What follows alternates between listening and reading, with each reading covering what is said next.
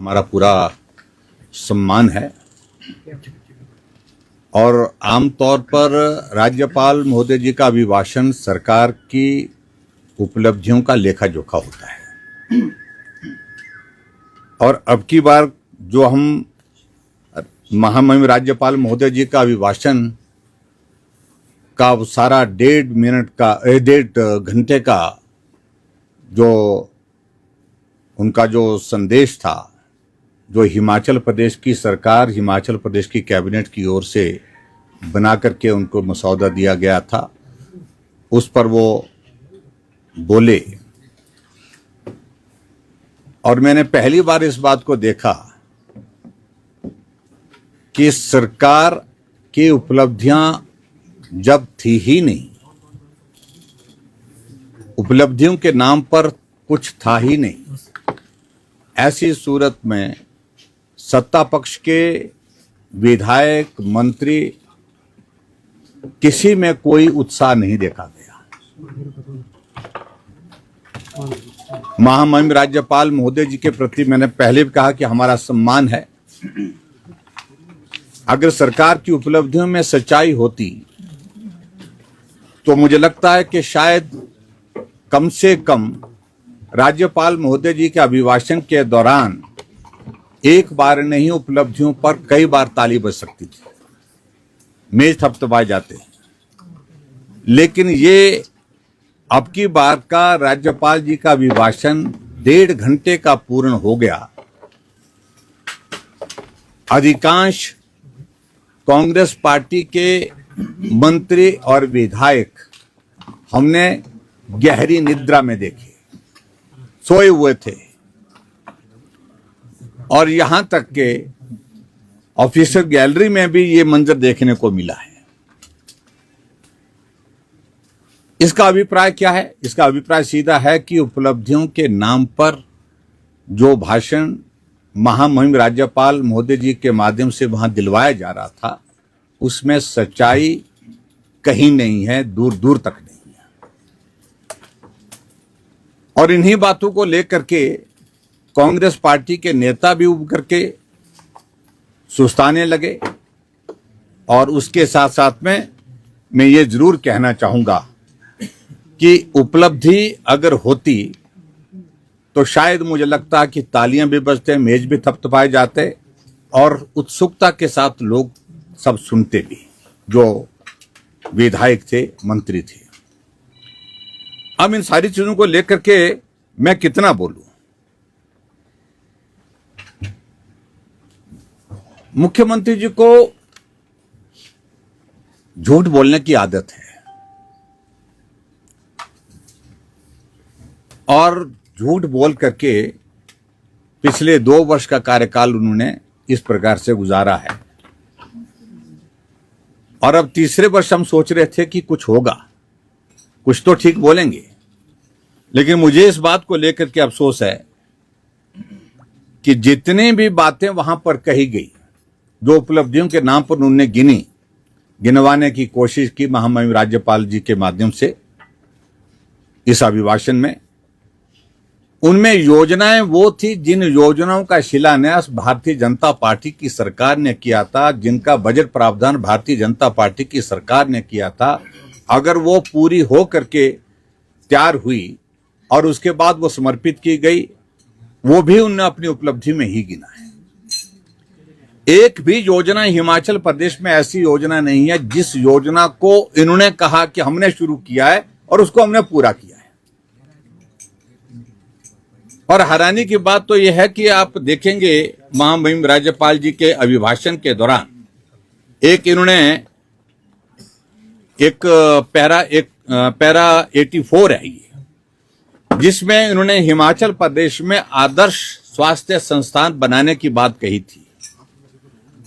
और उस काम को उन्होंने बताया है कि वो काम हमने जो है वो पूरा कर लिया है। हम सभी 68 विधायक हिमाचल प्रदेश की विधानसभा के अंदर मौजूद हैं। मैं अपने विधानसभा क्षेत्र में अभी तक मुझे जानकारी नहीं है कि मेरे विधानसभा क्षेत्र में आदर्श स्वास्थ्य संस्थान कौन है और उसमें क्या सुविधाएं उन्होंने उपलब्ध कराई है। और यहां इन्होंने सारी रेडियोलॉजी की, एमआरआई की, मेडिकल स्टाफ की सारी सुविधाएं उपलब्ध करा दी हैं, बोलते हैं हमने। इससे बड़ा झूठ कोई और हो नहीं सकता है।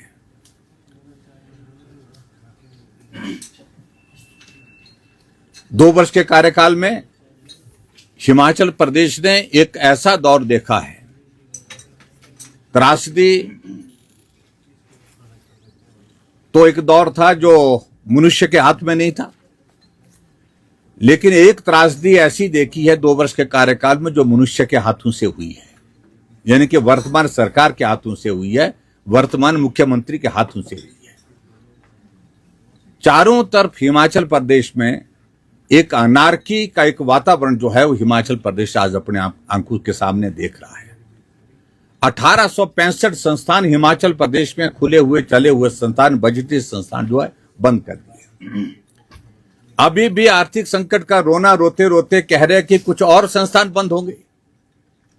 अभी कहा जा रहा है कि शायद 21, 22, 25 कितने भी कॉलेज हैं, वो कॉलेज भी बंद होने के लिए एक सूची बना करके तैयार कर दी है।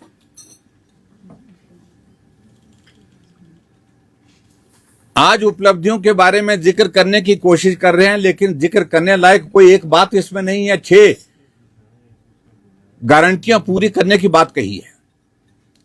10 गारंटी दी थी, 6 गारंटियां पूरी कर दी। क्या यह पूरा प्रदेश जानता नहीं है कि कौन सी 6 गारंटी हैं, जिन गारंटियों का जिक्र करें मुख्यमंत्री जी जो आपने पूरी कर दी? ओपीएस आदि अधूरी लटकी हुई है। उसके बाद महिला सम्मान की दृष्टि से महिलाओं के लिए जो 1500 रुपए देने की बात कही थी, लोकसभा के चुनाव से पहले आपने कुछ जगह थोड़ा सा अंश उसमें कुछ महिलाओं को दिया। उसके बाद आज तक उसकी किस्त नहीं, 1 साल होने जा रहा है, उसके बाद नहीं दिया गया।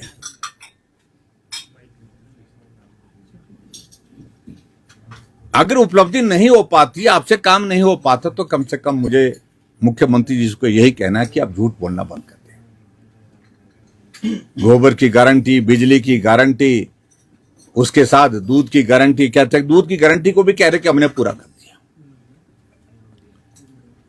और जो कहा था कि हम नौजवानों के लिए, पर्टिकुलरली हिमाचल प्रदेश के नौजवानों के संदर्भ में बहुत ज्यादा कहा गया था कि एक कम कॉर्पोरेट फंड जो है वो, एक कॉर्पोरेट फंड जो है हम तय करेंगे, उसके तहत जो है वो स्वरोजगार के माध्यम हम हिमाचल प्रदेश के नौजवानों को देंगे। लेकिन बताएं तो सही, कितने नौजवानों को आपने स्वरोजगार के माध्यम से जो है वो पैसा दिया है? ना के बराबर है। और इसी तरह से मैं ये कहूंगा कि हिमाचल प्रदेश में आप जिक्र कर रहे हैं कि हिमाचल प्रदेश में हमने नशे को रोकने के लिए सख्त कदम उठाए।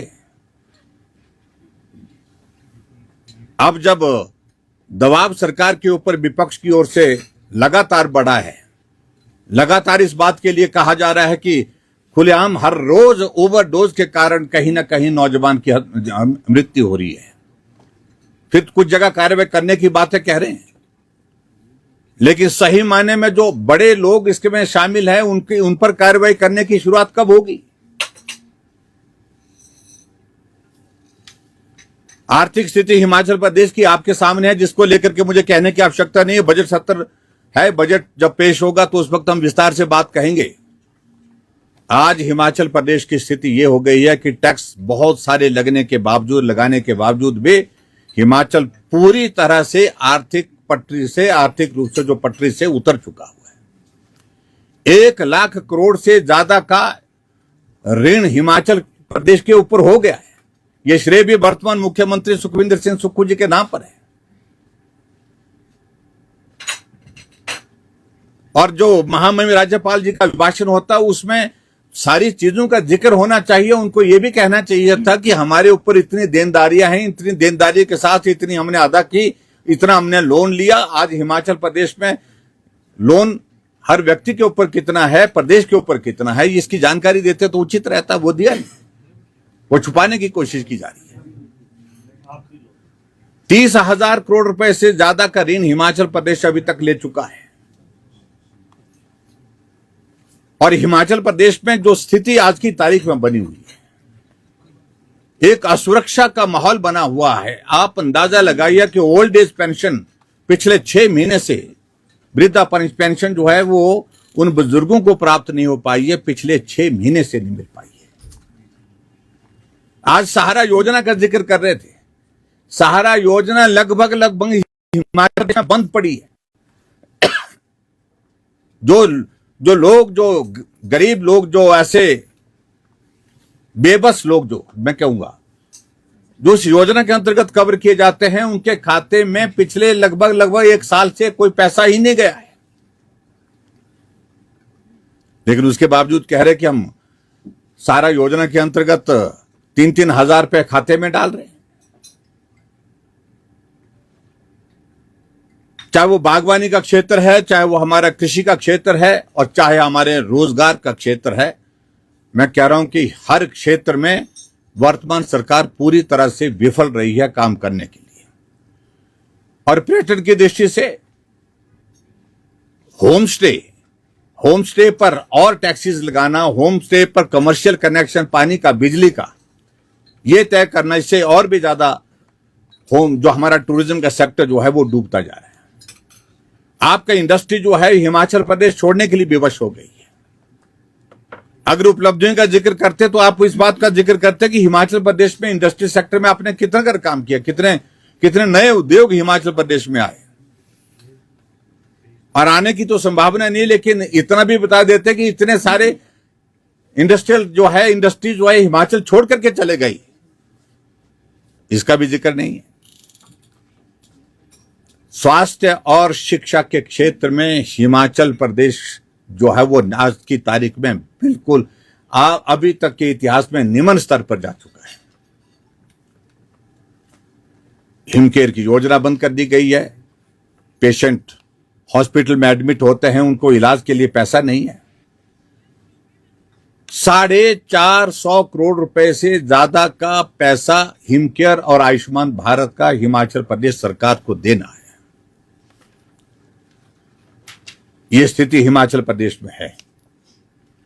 और गरीब आदमियों का इलाज हिमकेयर और आयुष्मान भारत के अंतर्गत बंद ही लगभग हो गया है। सेंट्रल प्रोजेक्ट्स की अगर बात कहें, रेलवे की बात करें, रेलवे के चीफ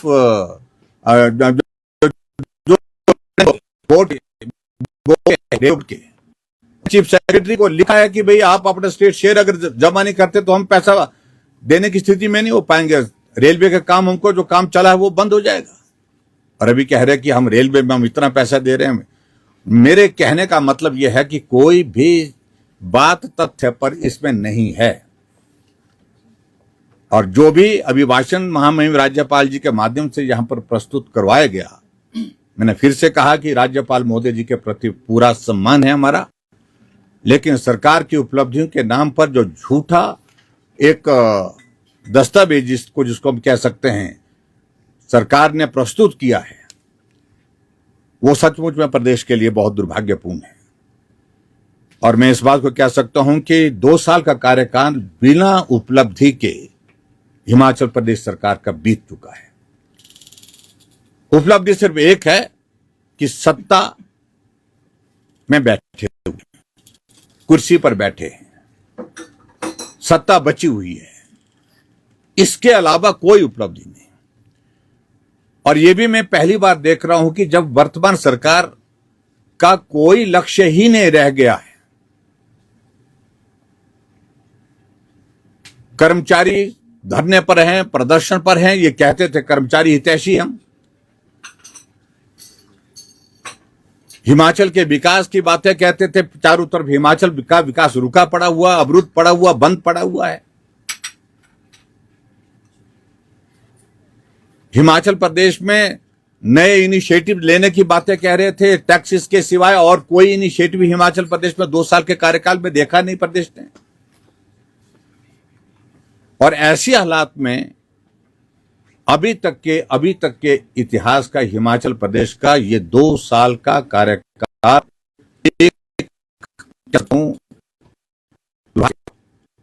एक अध्याय है जिसको कोई भूल नहीं सकता है। जब सब कुछ तबाह हुआ है, बर्बाद हुआ है, सिर्फ सत्ता को हासिल करने के लिए, सत्ता में बने रहने के लिए, और सरकार की उपलब्धि के नाम पर कोई चीज अपने पास नहीं है, सिर्फ सत्ता उनके पास है, यही एकमात्र उपलब्धि है, इसके सिवाय और कुछ कहने के लिए नहीं है। मैं मित्रों सिर्फ इतना ही कहना चाह रहा हूं कि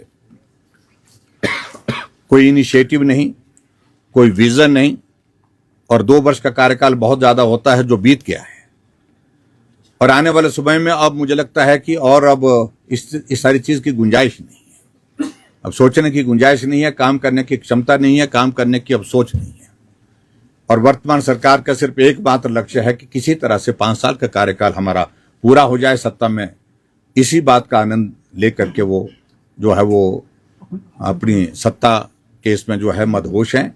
और मैं समझता हूं कि बहुत दुर्भाग्यपूर्ण है जो महामहिम राज्यपाल महोदय जी के अभिभाषण में आज पूरे हिमाचल प्रदेश को बहुत उत्सुकता थी कि हम सुने कि उपलब्धियों की बातें कुछ ये करेंगे, लेकिन उपलब्धि के नाम पर पूरा भाषण जो है, पूरा भाषण में जो कंटेंट है उसमें कुछ भी हासिल नहीं हो पाया सुनने के लिए, देखने के लिए। मैं एक बार फिर से इस बात को जरूर कहूंगा कि बहुत दुर्भाग्यपूर्ण है ये हिमाचल प्रदेश के लिए।